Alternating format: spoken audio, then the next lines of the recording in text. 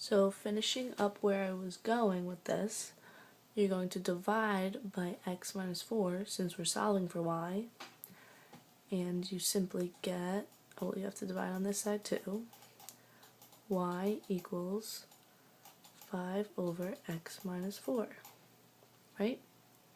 And that y can also be substituted with f of x inverse. Okay? So that's that. Okay. Moving on, I'm going to explain to you a little more the horizontal line test for inverse functions, and it's basically just a way to check if a function has an inverse. Okay, so here are some examples of functions. Wow, that is very not straight. Okay, here are some examples of functions. So we have this line, right? Okay.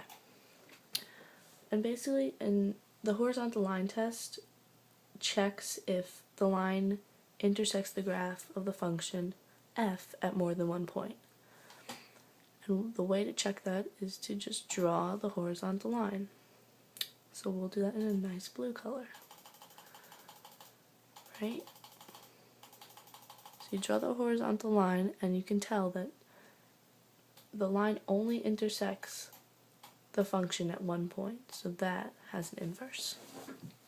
Here, by drawing the horizontal line, you can tell that it intersects the function at 2 points, which does not have an inverse. Same thing down here. Intersects at more than 1 point, does not have an inverse. And over here you can tell that this function will have an inverse. Simple as that. Okay. And lastly, I'm going to explain to you graphing of an inverse function. So let's do, let me draw a coordinate plane for you.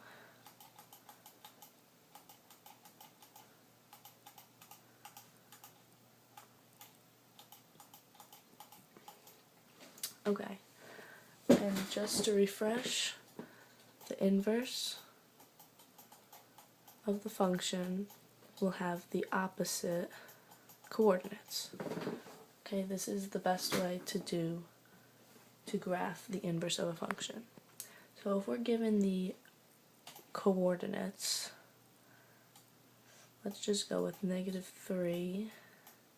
Oh wow, there's a bad 3. -3, -2.